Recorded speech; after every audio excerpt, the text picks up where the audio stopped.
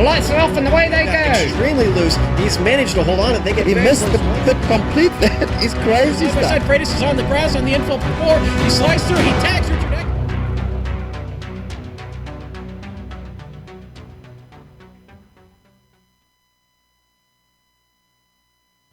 Wafting in the Virginian breeze, high above the paperclip-shaped Martinsville Speedway, which today plays host to the Napa Auto Parts 150, round 8 of 10 in the We Stand United 2016 Cup Series Chase. And all the Gen 6 action from Pace Lap to Victory Donuts can be seen live as it happens here on the Global Sim Racing Channel. Hey, this 15-minute streamy award-worthy pre-race show will count down to the green flag for the first of 150 laps of stock car short track racing. So bring cyberspace into your place. Join me in some traditional Martinsville cuisine, some kraut dog there, maybe some potato salad, and the Junior Johnson moonshine is optional. Then pull the lever on the Lazy Boy and get set for the 150 miles of simulated NASCAR excitement that will be streaming your way. From Old Dominion, hello and welcome to another GSRC broadcast. I'm me, Bill Soups on, as usual. He's him, my partner, Sean Crackers Ambrose. Turning the knobs and pushing the sliders is our director, Amjad Yaman, and at his disposal will be the visionary camera locations provided by the renowned Tuggy Beard. Crackers, this series moves from the giant oval at Talladega to the short track of Martinsville. What does this place have in store for our drivers? Soup, welcome to Martinsville, Virginia, sir. Martinsville Speedway, the paperclip. Been here for a long time. You know, they broke ground here in 1947, and a gentleman named H. Clay Earls was the architect of this amazing facility. 0.526 miles, 12 degrees of banking. Soup. It has the look of a Roman Colosseum, if you will. This place is a battleground. It was built to look like a battleground, and it's lived up to that status since they opened the door for the first time here. Big news out of NASCAR this season. They're putting lights up at Martinsville, and next season we will see night racing at Martinsville for the first time in its history. And I'll tell you what, that'll be, I'm sure, an update here for the iRacing service and something we'll all want to take a look at. But what we all really want to see is what this track looks like from inside the cockpit of a NASCAR Gen 6 race car, and we're going to do that now. Let's go on board with the Global Sim Racing Channel, SS Impala.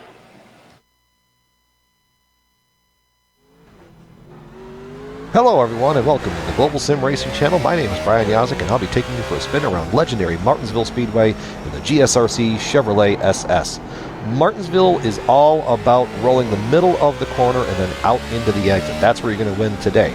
So, going down into turn 1, you're going to try to float it down there and stick close to that curbing as possible. Not too close, because if you hit it, the car will actually jump up and basically spin out on you. Once again, going back down into turn 3, find the curbing, back into the throttle, and then right back out on the straightaway. Your braking marker is going to be right about that Sprint Cup sign on the wall. Some people choose to brake right at it, some choose to brake right after it. That's just the varying degrees of driving styles that are out there. Driving down into turn 3, once again, float in the middle of the corner. Don't get it too much. The car will wash out a little bit if you try to get too aggressive with it. That's what happened right there. Back down into turn 1. You're going to try to float it down in there. This is a little too high, but you can get a straight shot off. Coming off of the corner there. Once again, back down into turn 3, floating it in there, letting the car roll really nice through the middle, back onto the gas hard, coming on to the exit of the corner, and right under the start-finish line one more time. You might see guys run that second lane right up there, right above the seams, as the run wears on and the tires wear out, but I don't know if it's going to be too productive, but people will certainly try. Back down into turn 4 again, off, back underneath the start-finish line, and you've completed your time around Martinsville Speedway. It's going to be a great race today.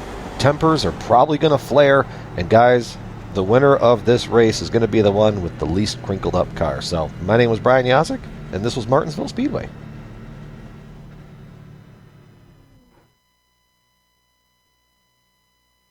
GSRC's Brian Yasick taking you around the 1 mile. That is Martinsville. Now, just to get your mouth watering, let's put up a picture of my lunch today. Now, I tell you, Martinsville is notorious for their hot dogs. There you have it. Look at that, some little dogs. There was some kraut and mustard on there, some potato salad.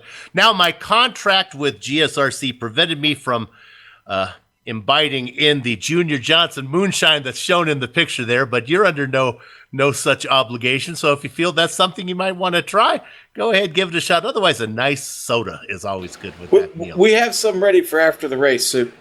After the race. That's yes, right. sir. And that one's, I think that's the lemon flavored. Oh, that's good. Now, if you were with us last time at Talladega, you saw Nick Parrott fight his way to his first career checkered flag, besting a field of 13 other drivers, 8 of which were in the chase. The win moves Parrott above the cutoff line for the chase. So, remember, as we can bring up those graphics now for the chase, remember that the goal for any chaser is to be in the top 4 spot at the end of the chase, and that way he's eligible for the winner-take-all finale at Homestead. Here's the way the chase points look after Talladega. The top 3 drivers, Joshua Hallen-Wolf, Trevor Borowski, and Travis Henderson, all held station, and their eligibility for that Homestead finale looks to be pretty certain. As I've clicked away from my script, there we get it back. Now, the race for the 4th place, that's the top spot there, the final spot in the top 4, is very much still up for grabs. On the heels of his win, Nick Parrott is perched 2 points inside that cutoff line. Never Say Die Dawson Brock is going to have to live up to his nickname after dropping a position now into 5th and outside of below the Mendoza line. The Cordell Cologne is only 5 markers back out of the top 4, but he still needs... he's only 5 back, but it's really a little tougher than that because he's got to climb over 2 other drivers to get there. Kenneth Reeder and Alex Skinner are too far back right now to really be in contention for the final 4. Hey, it was good to see Tad, the Lone Granger, back for the most recent race. He moves into 9th ahead of Ryan Irby, who rounds out the overlay. Sean, we've talked food, we've talked track, we've talked standings, a little bit of Junior Johnson there. How about the nuts and bolts of today's race? Soup, let's take that opportunity to talk about that here in the We Stand United race details. The cars, of course, this is the Gen 6 NASCAR stock car. That's going to be the Ford Fusion, the Toyota Camry, and the Chevrolet Impala SS setup. This is a fixed setup for the chase. 100% of fuel. Going to need every bit of that today and a pit stop to get that done. Race, again, 150 laps, it's not 150 miles. It's a half-mile track. So I thought it's a half-mile track. So. Yes, so... That'd be 75 miles then. That's right, yes. Okay, 75 miles. There we go. Fast repairs. No, you don't get them. Take care of the car. Very important. Better watch your entry. Better watch your exit. No incident cap. Restarts, when we have them, will be double file. Ooh, don't get caught on the outside on a restart here. Weather today, dynamic, which means it is 78 degrees, partly cloudy, about 103 degrees on the tracksuit. In my defense, I think I took that off of one of the websites that I won't mention the name, and it said 150 miles. I thought that Martinsville was only a half mile, but what do I know? It's right there. I should have trusted my instincts on that one. So 75 miles, and I also didn't know that Martinsville didn't have lights. I mean, it's kind of the Wrigley Field of NASCAR. Yeah, one of the last bastions of hope on the NASCAR tour without lights. In fact, memory serves me correct. This would be the last facility, I believe, needing lights in NASCAR. Qualifying just about done. Our director just brought Pocono up. That's correct. I don't believe. No lights in Pocono. Yeah, no lights in Pocono.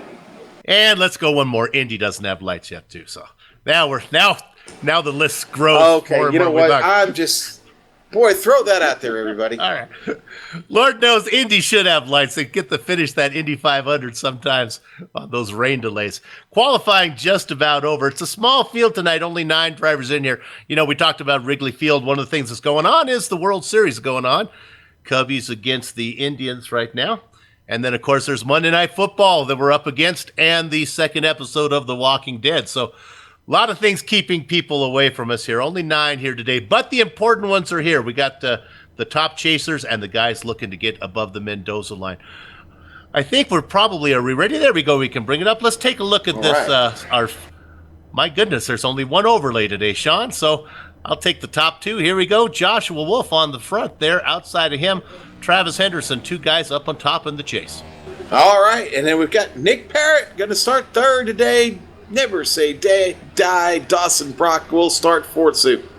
Remember that Parrott is 2 points up on Brock right now, so if the race were to be called before it started, Parrott would hold on to the lead. That makes absolutely no sense at all. Hey, it's going to be hard for Alan Westman to hang back at the back of the pack. There's only 9 of them, Alan. We're going to be able to track you pretty much all the way inside of Kenneth Reeder on the 3rd row.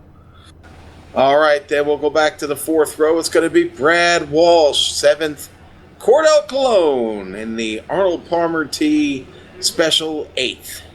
Trevor Varun-Borowski made a late entrance into the race here. Looks like he's going to grid up and start in 9th. And then that last spot in row 5 is going to be open to anybody who wants to jump in here quickly. If you're watching and you're an iRacer, you still have time. Well, probably not now. All 9 cars are out there on the grid. Let me correct myself. It looks like 8. It looks like Trevor's not going to grid. Maybe only 8 drivers going to take the green today.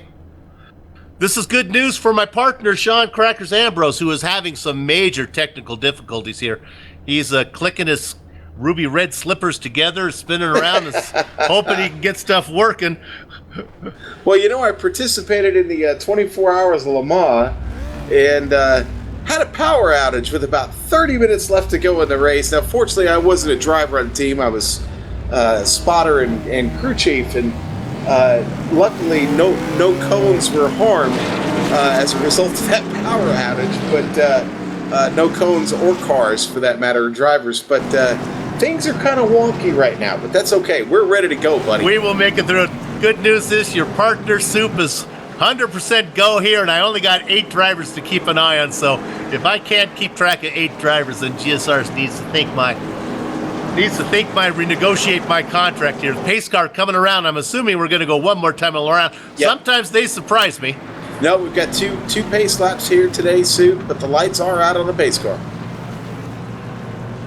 Number 15 there, Joshua Hallen Wolf on the inside, going to pace the field right now as I make sure to update my paint schemes.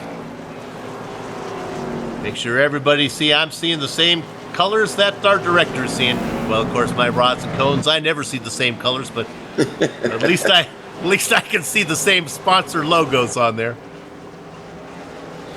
All right, the pace car has pulled in on turn 3. They come around. Joshua Wolf on the inside of that number 24 machine of Travis Henderson.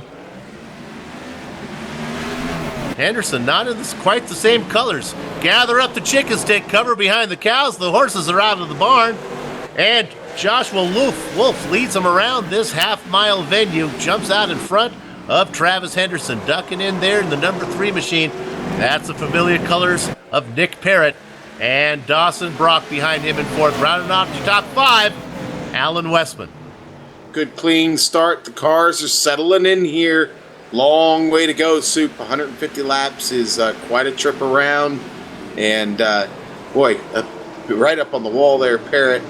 You're going to see that the entry can be wide. You do want to get it up as close to that wall as possible, but you don't want to take a whole lot of that concrete with you. You don't need the extra weight there in the side panel of the car. You saw there, Wolf a few laps back, took it in hot into turn 1, got the car a little bit high, left the opening down low for Travis Henderson, said thank you very much, Joshua, I'll take that spot.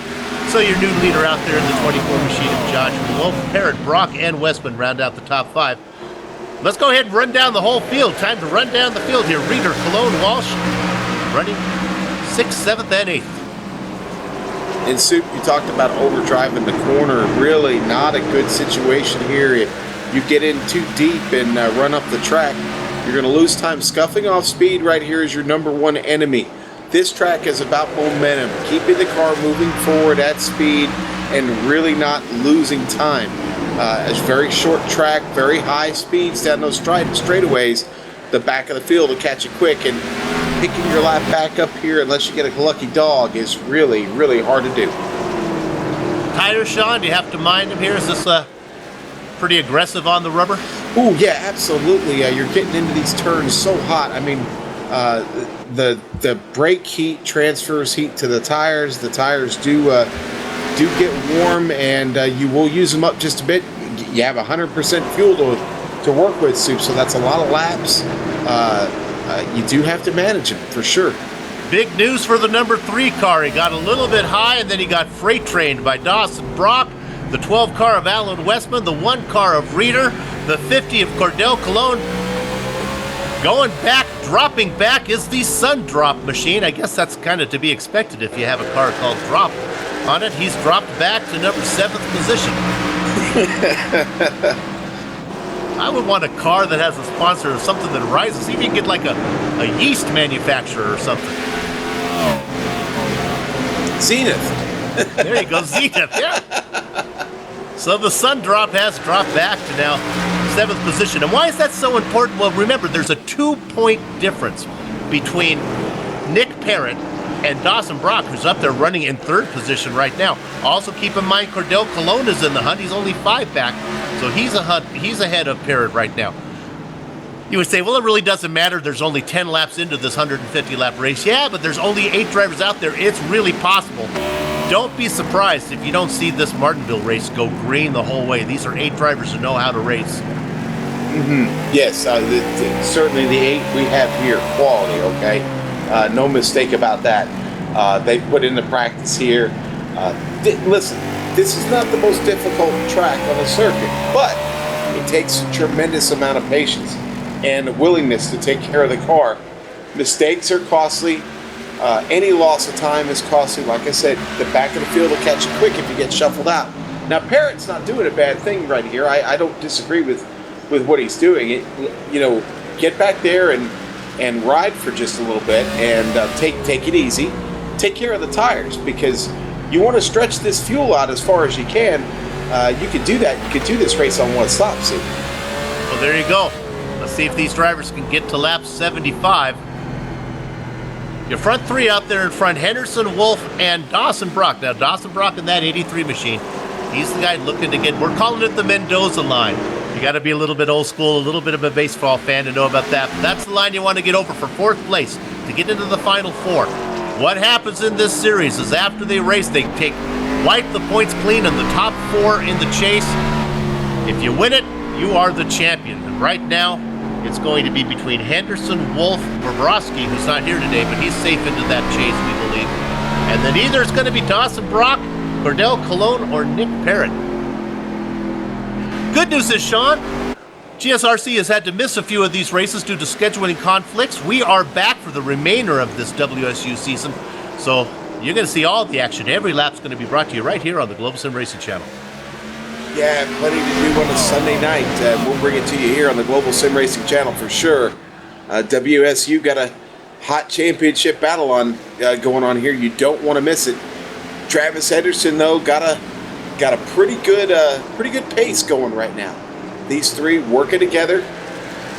Bill, I said it before, it's all about taking the car right now here in the early stages of the race. Long way to go. Got just a 1/10 of it done right now. So take it easy, ride around for a little bit, get to that first pit stop, and then let's play a little bit. Travis Henderson out in front has to be a little bit thankful of the size of the field. By now on lap 17, if we had a full 43-car field, which the We Stand United series has been known to have. This is the numbers have dwindled a little bit. Of drivers don't have quite as much to race for at the end of the season. That's kind of the nature of the beast for any of these iRacing private leagues. Sometimes that happens. But right now, Henderson has to be happy with the size of the field at lap 18. He still has no traffic in sight. If we had a full field, he would start to be having to work his way around some of the back markers.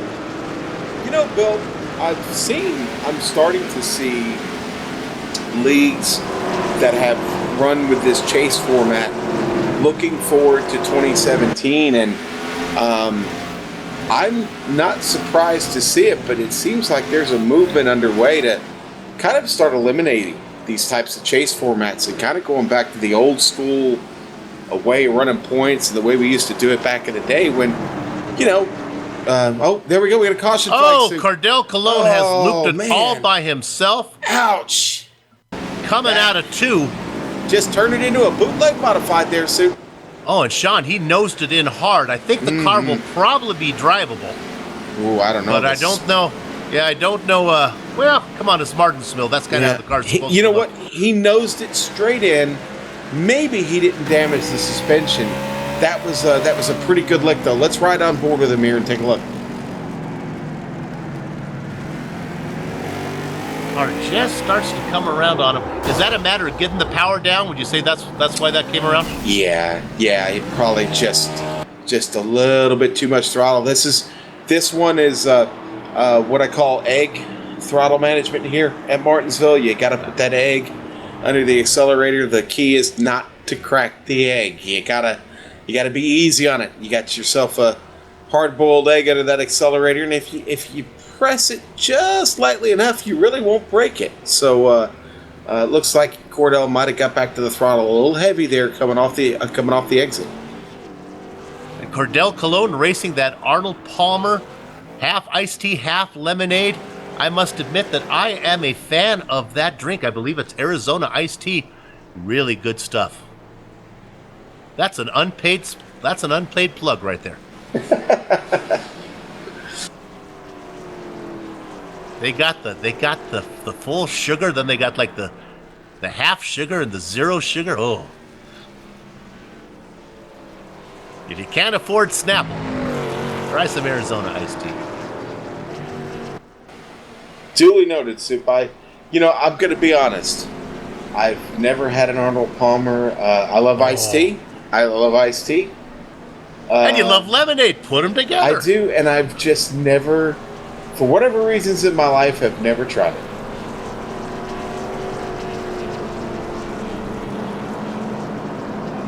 '24 car out in front as we have reached lap 24. So the 24 is out there fittingly. Looking at that paint scheme, that's a little different look for the 24 today. They've abandoned the rainbow, the DuPont flavored machine there that he usually runs.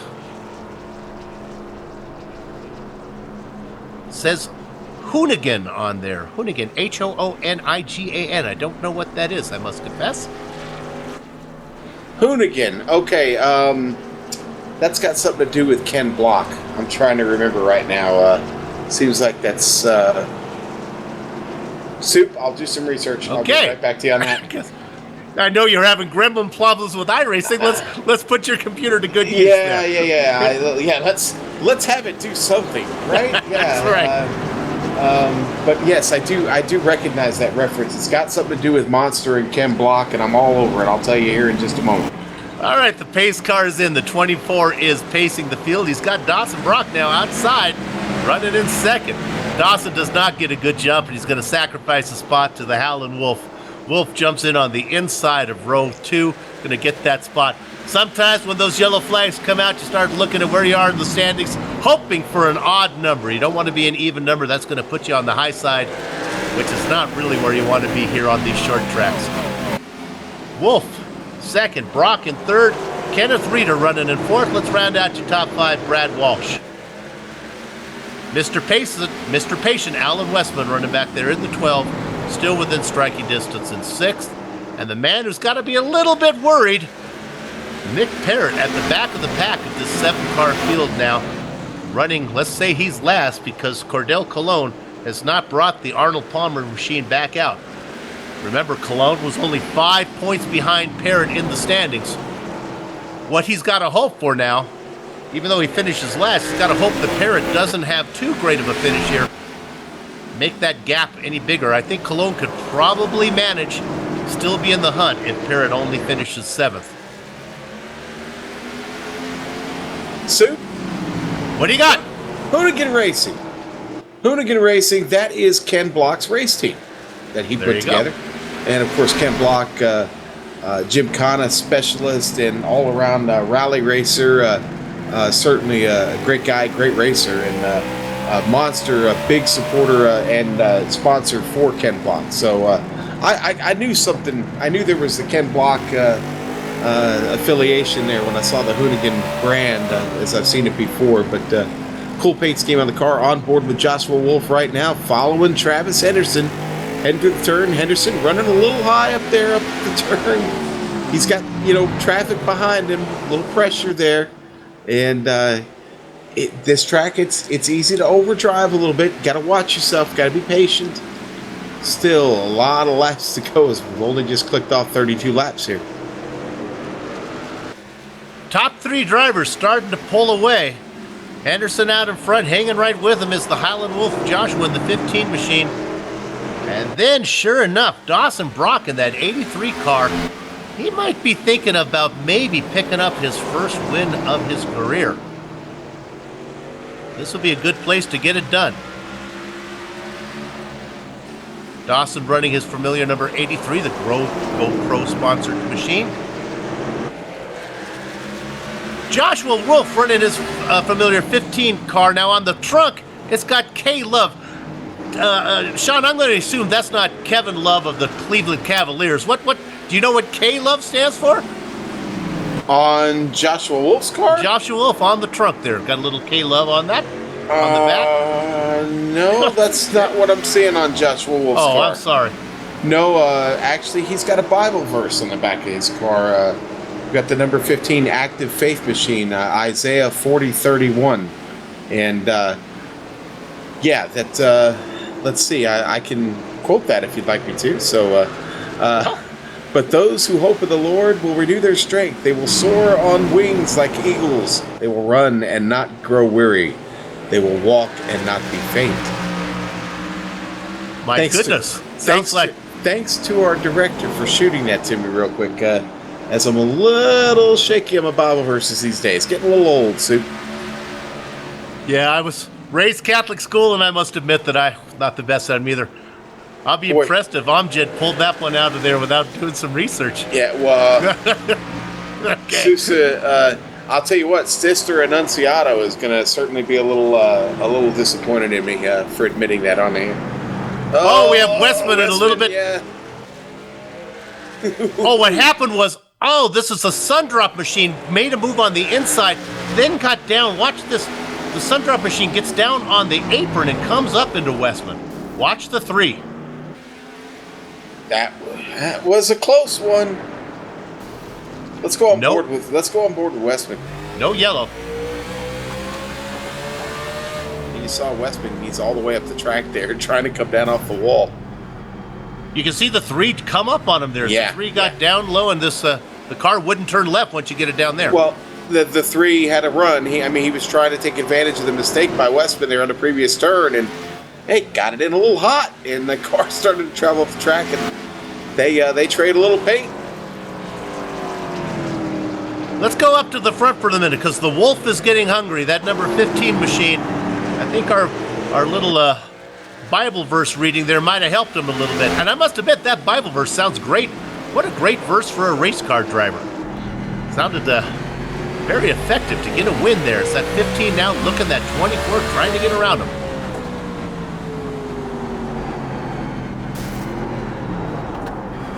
And a little too much there. And that's going to put Henderson in the wall, and that sends Wolf to the high side, and the seas have parted, and like Moses, Dawson Brock has managed to find the lead. Went a little Old Testament there for you. Tell you what, did not take a lot of contact there to turn him. Just happened to be right there in the apex of the turn, and just a slight contact, just a run, and I'm sure he was trying to get off it, but the momentum was already going, and it was a hard thing to slow down. Well, here's the good news for all these drivers. They're all still on the first lap. They're all still on the lead lap. If a yellow flag comes out, there are no fast repairs, but they can certainly come and get some of that damage fixed. And it looks like a lot of this damage is still minor, with apologies to Cordell Colon, who lost his entire front end.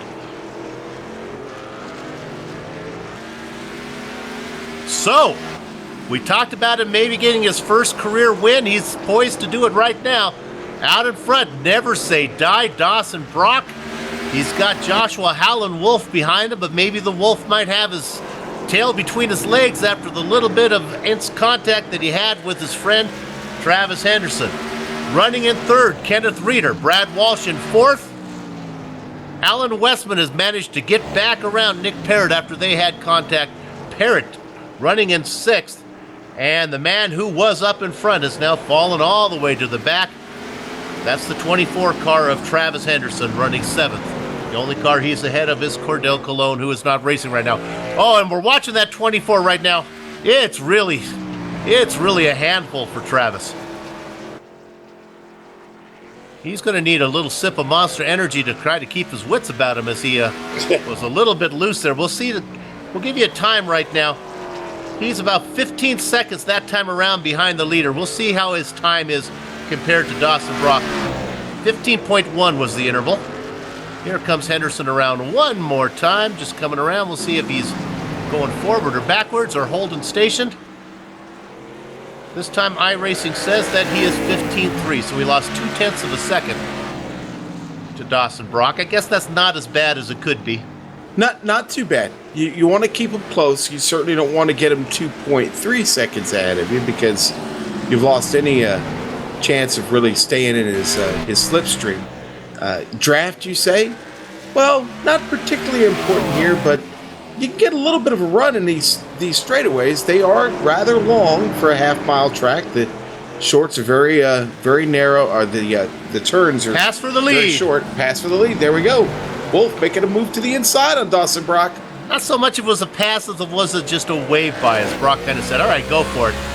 Working lap 50, we're working lap 51 now. That's 33 and a third. Put on your long playing records, boys and girls. Thinking maybe the driver there has got one hand on the roll bar, one hand on the wheel. He's driving by, just kind of gives the knowing nod to the driver next to him as he passes him by.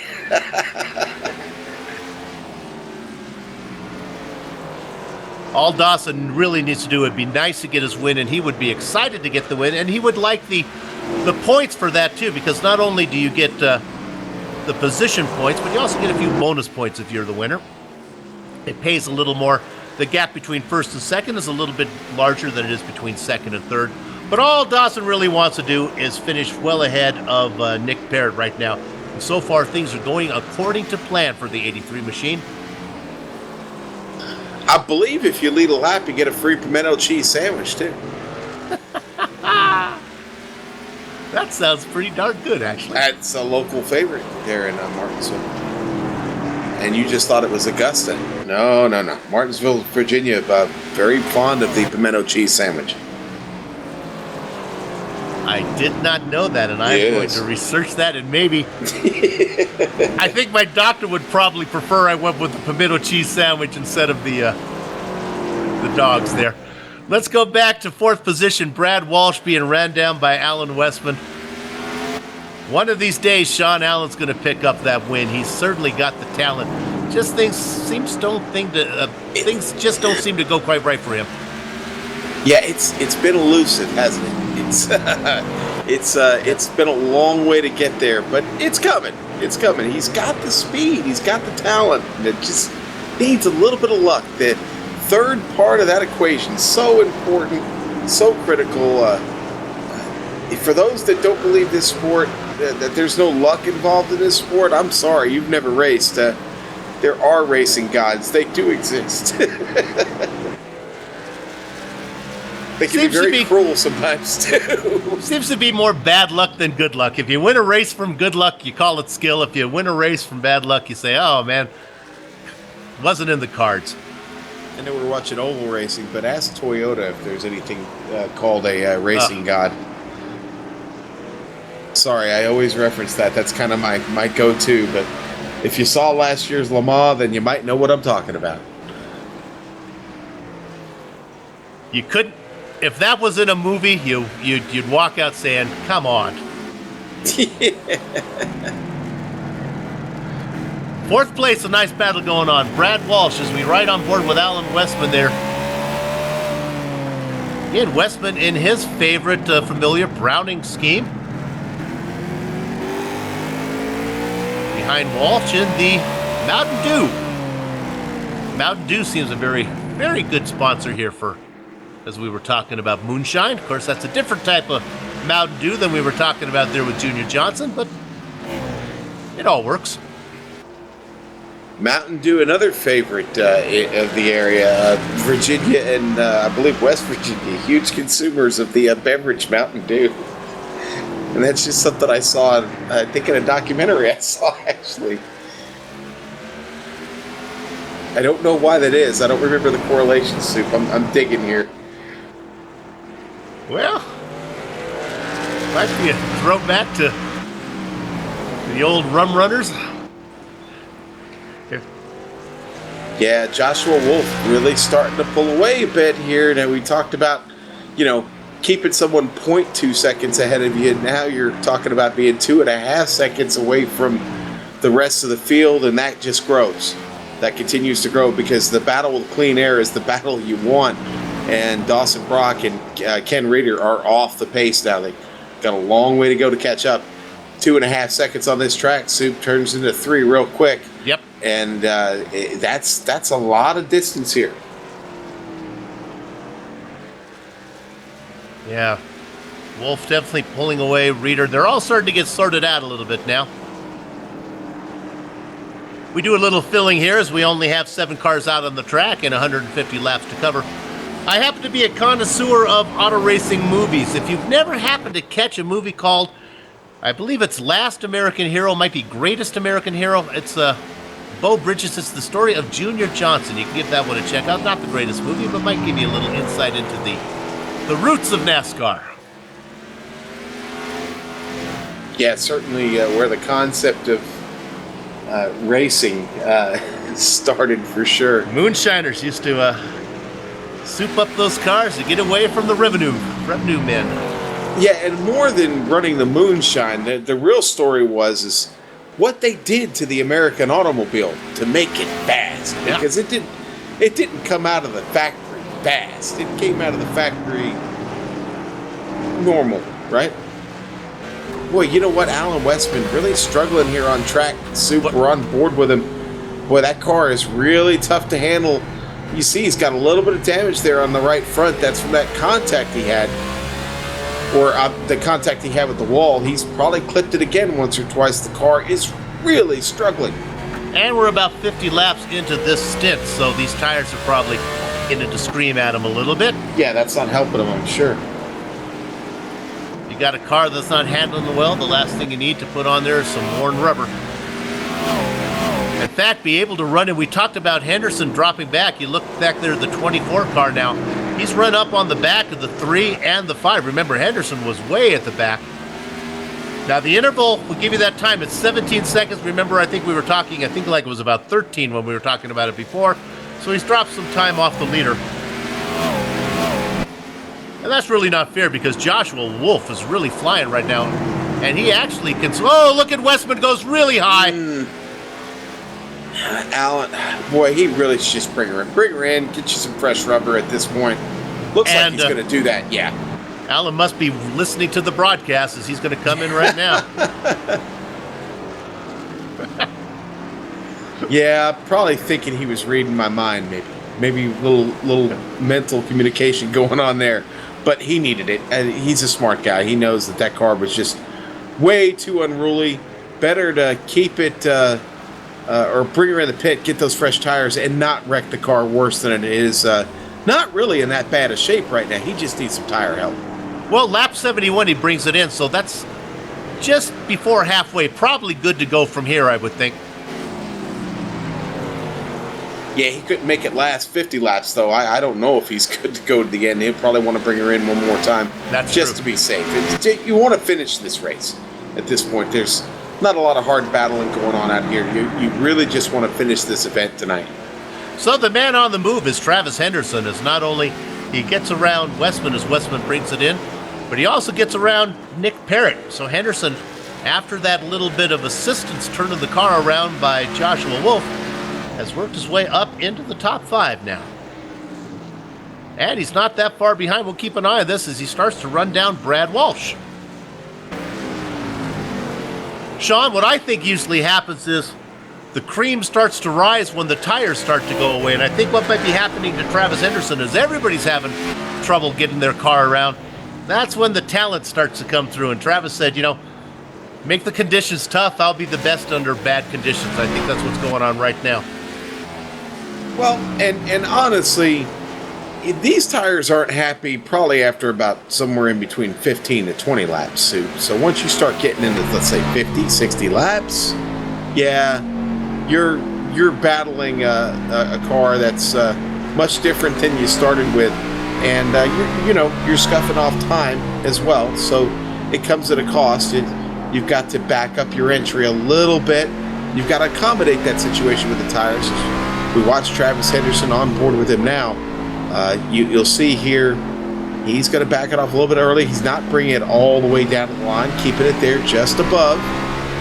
Gets a nice, easy entry off. So he is definitely taking care of it at this point.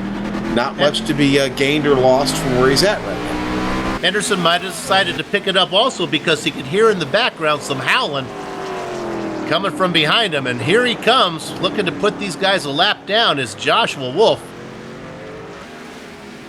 He's now on the same straightaway as Brad Walsh. Now, what's interesting is Westman has come in. Westman is 2 laps down, but with fresh rubber. We'll see if we can keep an eye on his lap times compared to the leader.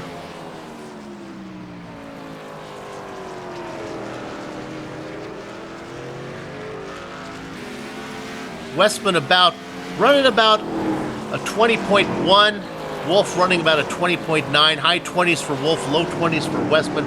So he's picking up about 7 or 8 tenths of a second per lap. Remember, he was on the same lap when he brought it in. It was as far in the back. Okay, let's go to our leaders. He's about to put the Sundrop machine 1 lap down. This is not how Nick Parrott saw this race playing out. About to go a lap down and 5 positions behind his rival.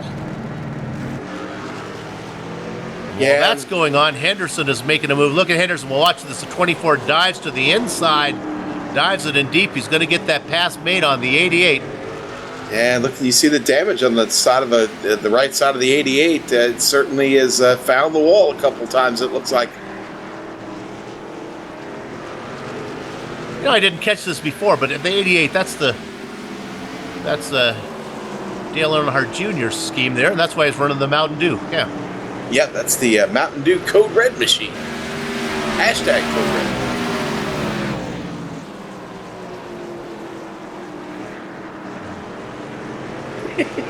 Well, hold It's them.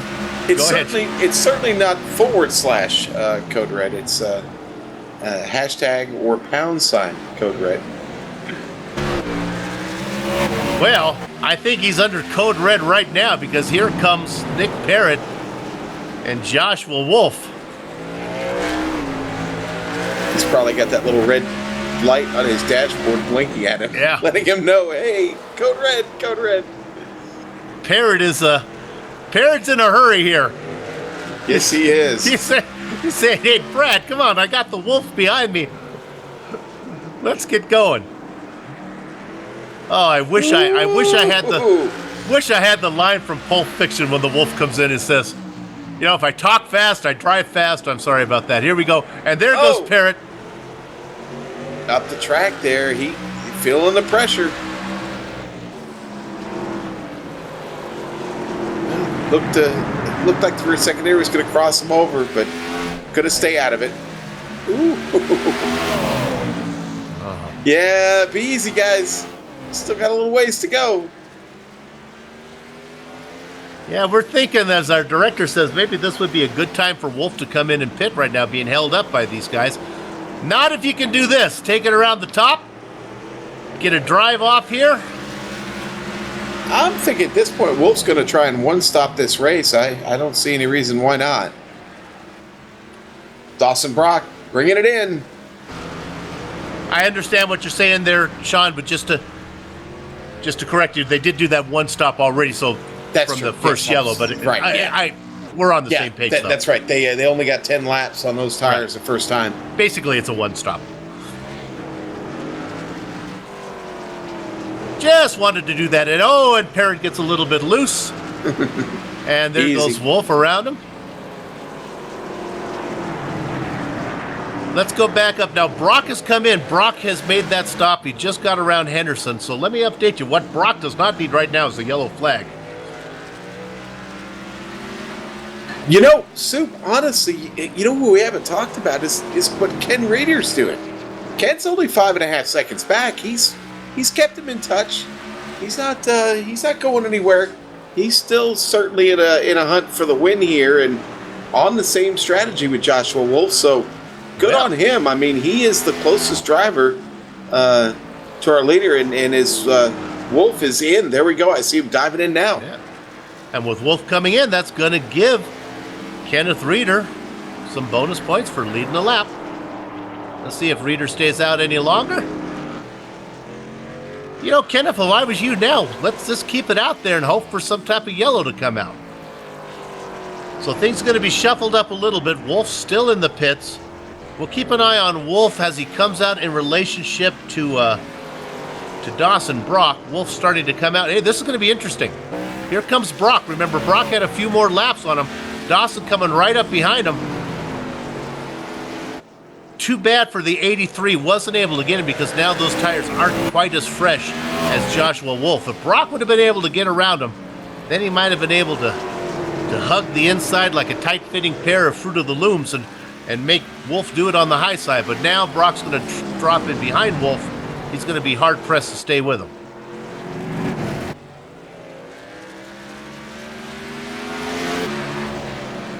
Your leader still Kenneth Reeder. Your leader is Reeder. Yes, that is correct. And Ken working a little strategy of his own at this point. You know, he did a good job only keeping himself there, just over 5 seconds back from Wolf, and he is the leader on track now. And we know he's got to make at least one pit stop. His window is open whenever he wants to take it. We'll see how long he decides to keep it out there. The car seems to be handling fine right now. Drivers still needed to come in. Reeder out in front, Henderson in second, Parrott in third have yet to make their pit stops, and Brad Walsh. All within 17 seconds of each other. Then the cars one lap down that have already come in. That's Wolf, who has about a 8 or 9 car length lead on Dawson Brock. And remember, Alan Westman is running in third. Remember, he came in early. He's about half a lap behind Westman. I'm sorry, behind Brock. There we go. It's hard for Westman to be behind himself. Unless you're beside yourself, but you can't be behind yourself. I'm standing here beside myself. That's it. Wow, hard to believe we've almost got 100 laps in the books here, Soup. But it almost feels like a Saturday night program with the Bootleg Boys. This is just rattling right off. Yeah, Wolf just got his lap back there. I'm thinking Reeder might want to bring that car in quickly. Well, maybe here's what's Reeder thinking. It could be a pay me now, pay me later type thing. All the advantages that Wolf has right now on fresh rubber, Reeder can have it later, the longer Reeder stays out. Although I don't know if Wolf is ever going to be struggling like Reeder is right now because these tires are worn. But maybe Reeder is thinking, I'll come in and... Actually, I don't know what he's thinking. You got to come in. Yeah, I can't make it work.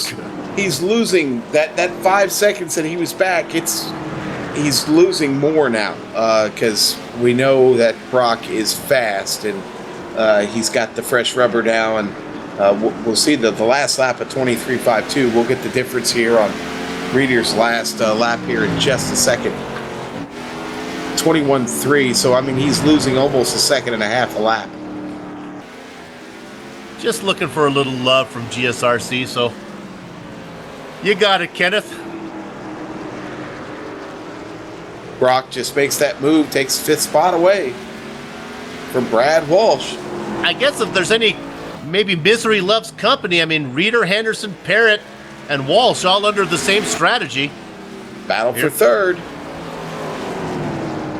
This battle is used very loosely, as Wolf kind of just... Well, I mean, it is a battle between a wolf and a parrot. I don't really think, in all honesty, it shouldn't be much of a battle, and it wasn't, as the wolf got around him very easily. Yeah, you're probably going to take the wolf in that battle most times. That's how my wife picks football games. Right, what's the more dominant mascot? Uh-huh. She has a hard time when the Raiders play the Buccaneers because it's kind of pirates. Yeah. And there goes... Well, I was going to say, then you're left to color. Yeah. Which color do you like better? Dawson Brock around Nick Parrott. Right now, Brock running fourth, Parrott running fifth. That looks good as far as the point standings go. For Brock, they would probably, I honestly think it's only 1 point difference. They use the NASCAR system. So Brock would still not be able to get inside there. The bad news is, though, for Parrott is he still needs that stop to make. Maybe they're waiting for a yellow. That would be my only thing. I guess they would wait for the yellow so they don't go a lap down. Okay, let's walk through this. Let's say a yellow comes out right now, Sean. Reeder's still out in front. You would think that everybody would come into pit. So maybe that's what Reeder is thinking. I'll stay out here, wait for a yellow. I'll be first in and first out. How about that for a strategy? Yeah, I mean, I'm okay with that, but if you're gambling on a caution flag with only 7 cars left on track, all which are, let's face it, pretty spread good out at this point. Yeah. I mean, the likelihood of any trouble, geez, that's a long gamble. I got to be honest with you. It's a long shot, man.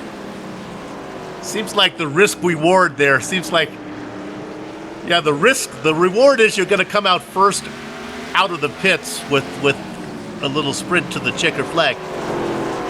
The risk is you're going to end up 2 laps down here, I think. Yeah, I mean, Custer might have had a better shot. You know what I mean? I don't know. Maybe he's hoping for rain. Or if it rains now, the race is called. If the iRacing sim goes, if the platform goes down, he gets the win that way. Or night to fall and no lights to put on yet. That's it. Let's look at second position right now. Here comes the wolf barking.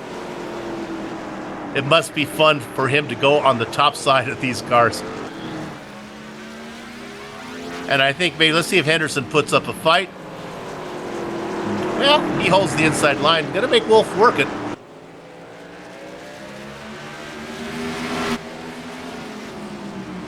And I guess that's good for Dawson Brock, who's still in the mix here.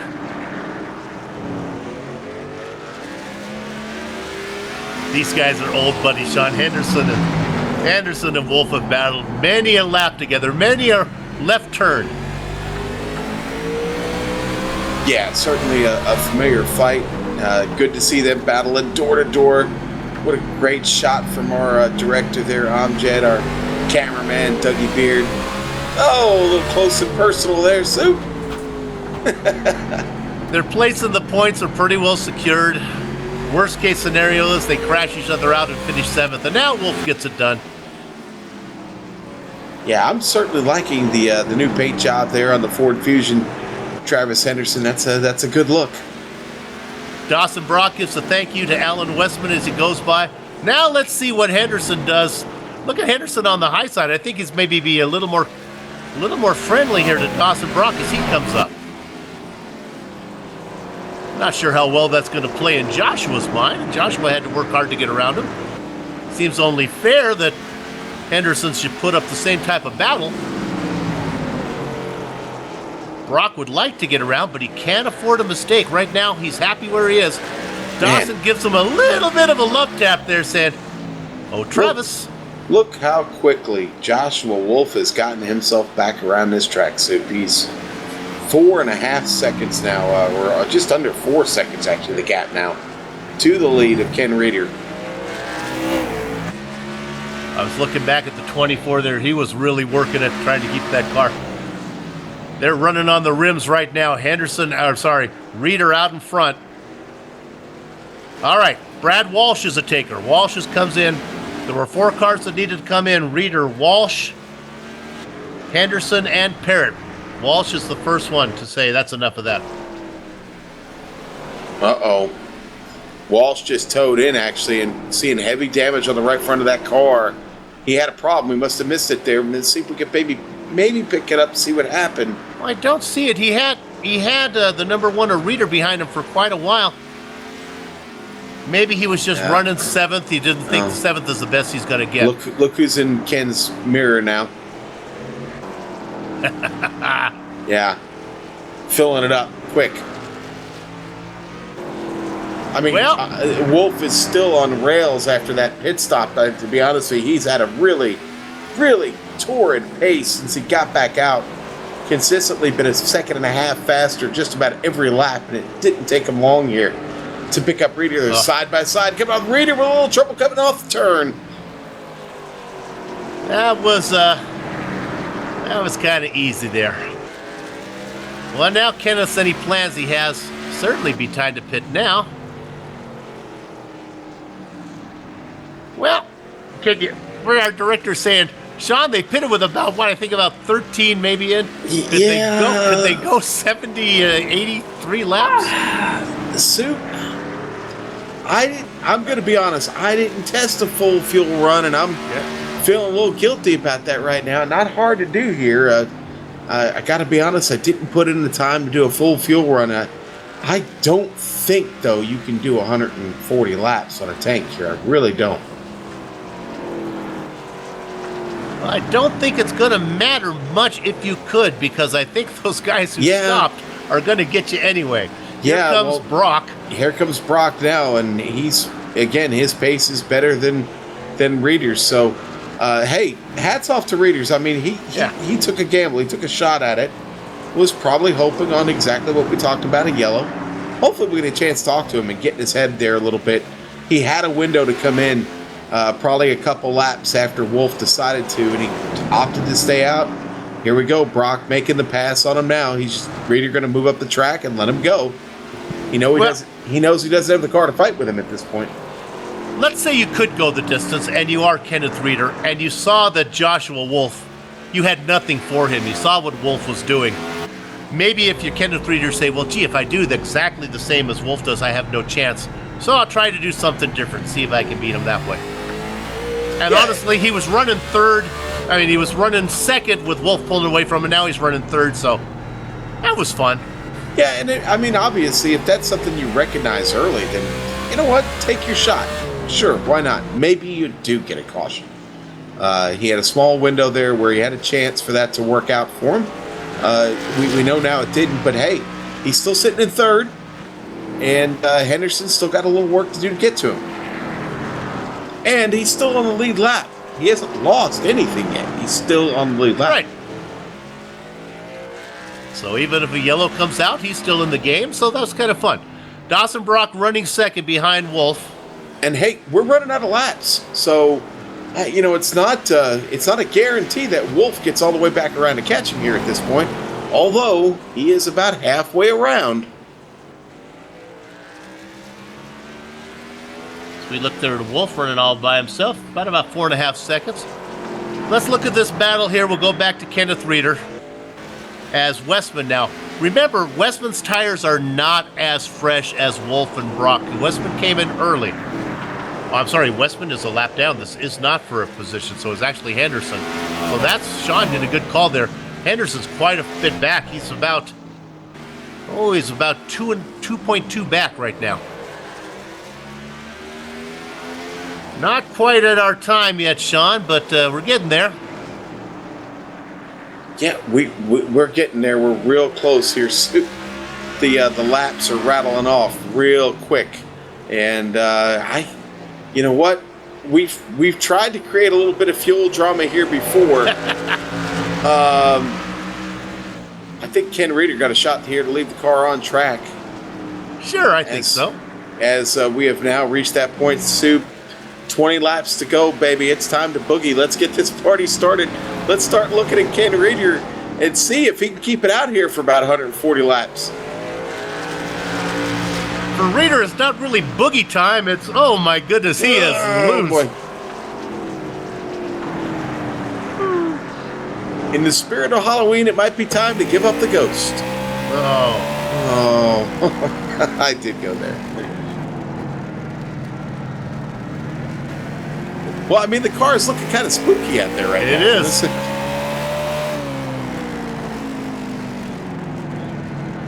Followed by uncomfortable silence.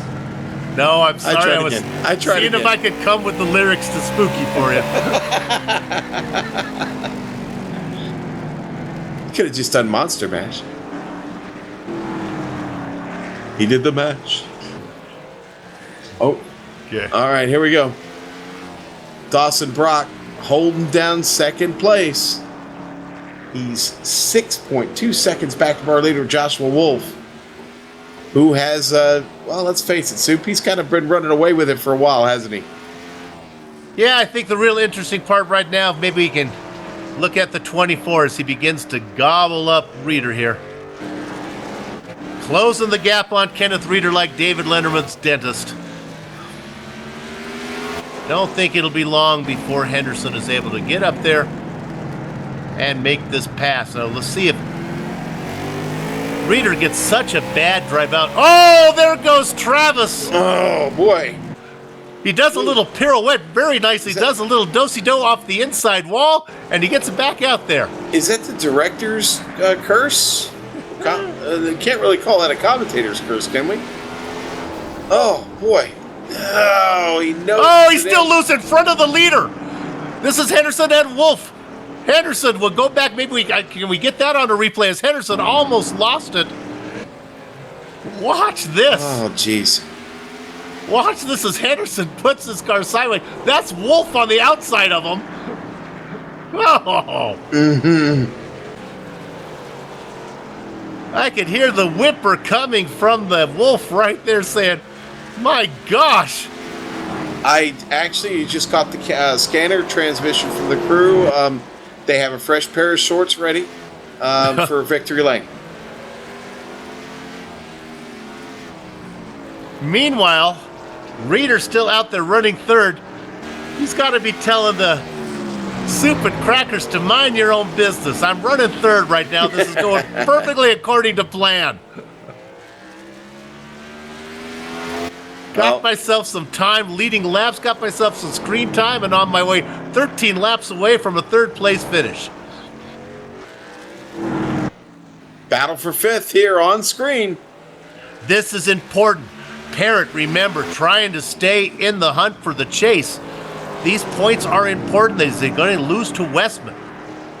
Westman on newer tires, not as new. Oh!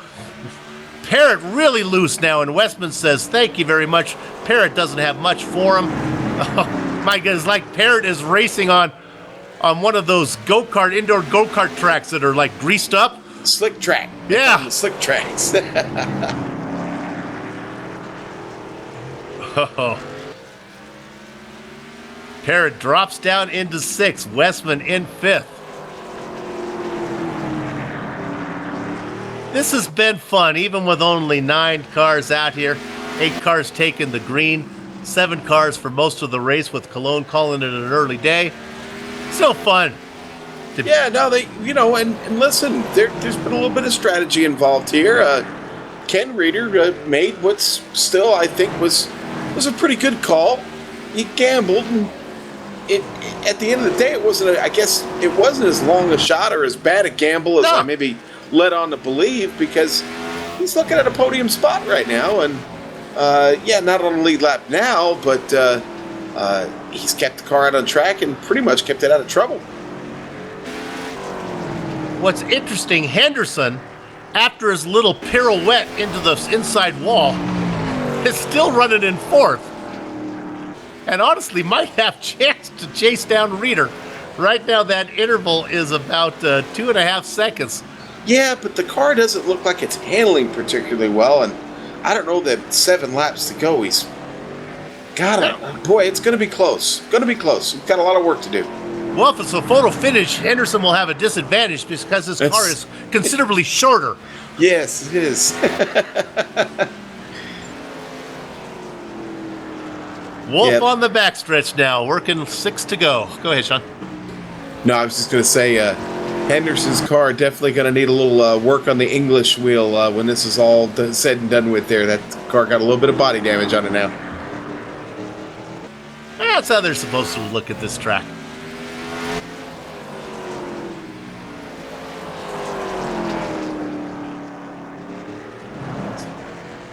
You know, I wonder, with 5 laps to go, I guess I won't go down that thread, but I mentioned the English wheel, and I wonder how much of that is still actually used with modern NASCAR fabrication these days.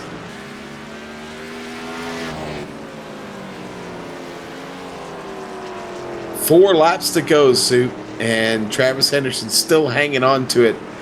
His hands have got to be full because it really doesn't look like it's handling well. Hey, let's go to third position. Kenneth Reeder.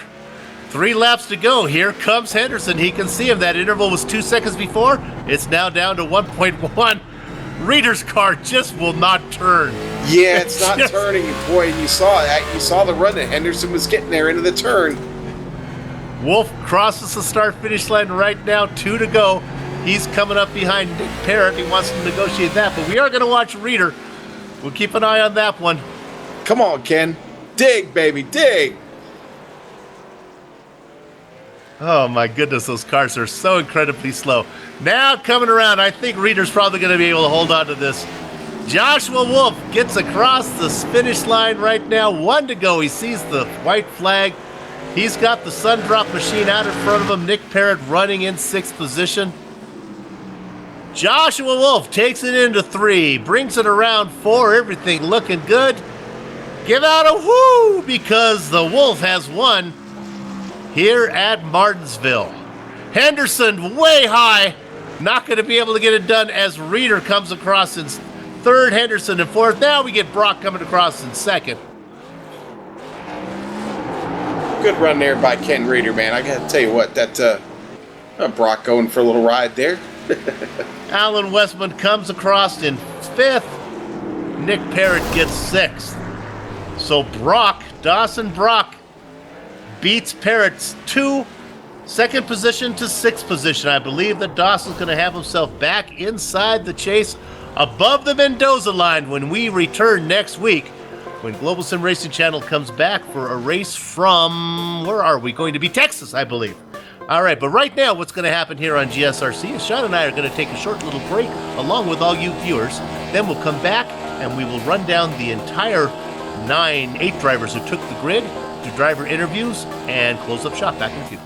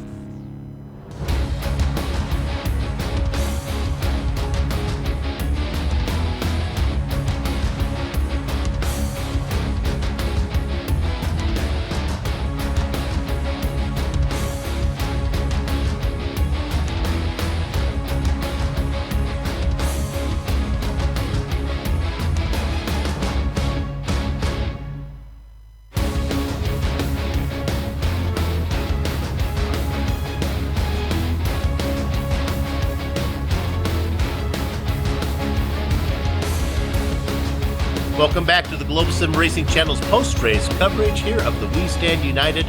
This is their NASCAR Cup Series, round number 8 of 10 in their chase, and that's going to set you up for the final grand finale at Homestead at the end of the season. GSRC will be there for all the remaining excitement throughout the schedule. Right now, we're going to run down the results of tonight's race. Your winner, Joshua Wolf. In an interesting fight, Dawson Brock going to come in second. Our hats off to Kenneth Reeder, who did go the distance on that final tank of fuel, and more importantly, on those final tires. Even though he was racing on the rims, he was able to hold off Travis Henderson for third. Henderson comes in fourth. Alan Westman, not going to get the win today, in fifth. Nick Parrott, sixth. Brad Walsh, seventh. Cordell Colon called it a night early, 129 laps down in eighth position. It's going to hurt Cologne in the battle for the chase. Parrott, too, we expect Dawson Brock to be above the Mendoza line when we return to you back at Texas. Okay, let's go ahead and bring in an interview here. Sean, you want to talk to our winner? Sure, let's do it. Joshua Wolf, you ran away with it tonight, buddy. What a run. Yeah, I was kind of surprised with it. Travis, I didn't mean to get into him there, just kind of letting him know that I was there and ended up turning him. But very tired from running yesterday's 24-hour race and didn't expect that, and just decided to try something out with the lead I had in the points and ended up paying off. Yeah, it certainly did. You had great pace, and Ken Reeder kept the car on track, and he was only about 5.5 seconds behind you, but once you got back on track, you were picking up about 1.5 seconds on him every lap. Didn't take long to track him down. Were you a little surprised about his choice to keep it out there? He had been talking about it, and he was kind of expecting something to happen as I was passing Travis, so he was banking on another caution to come out, and never happened. So, yeah, he was kind of hoping for that, and didn't happen, and he was kind of stuck with his strategy. So, yeah, and you had that little bit of a battle there going with Henderson when he was a lap down. Tell us a little bit about that. Yeah, I was a little scared. I knew I had faster car, but he does not like getting moved, and with me moving him, I was expecting either a bump or going to be very difficult getting past him, and it was, but just having the fresher tires helped me get by there quickly. Talk about those tires for a second. You ran the 24-hour Le Mans, the tire management kind of important there, but how important was it here this evening? It was pretty important. Just with my strategy, not as important as it was for Travis or Ken, who decided not to pit. They definitely had to take care of their tires, and Ken, as we saw, was second or so off the pace, and definitely was hurt. I think I heard after the race he was sitting at like 80% on the right front tire, where I was in the 90s. So it's definitely pretty heavy wear, but was able to get those tires and didn't have to worry about it. So, I'm curious with a limited numbers here in the field tonight. Did you get a lot of rubber on the track at any point? Yeah, there's a fair amount. Definitely not as much as yesterday for the 24-hour race, but there's definitely a fair amount of rubber, and we could see a line, especially from the beginning of practice to the end of the race. There's definitely a line you could see where the rubber had been put in, but definitely not as much, like I said, as yesterday. Well, we head to the great state of Texas next week for Texas Motor Speedway and some wide open racing there on that 1.5-mile speedway. What do you think? Yeah, definitely looking forward to it. I'm kind of hoping that we can get some good rubber down and maybe have a lot of grooves like Chicagoland and Charlotte where we can move around.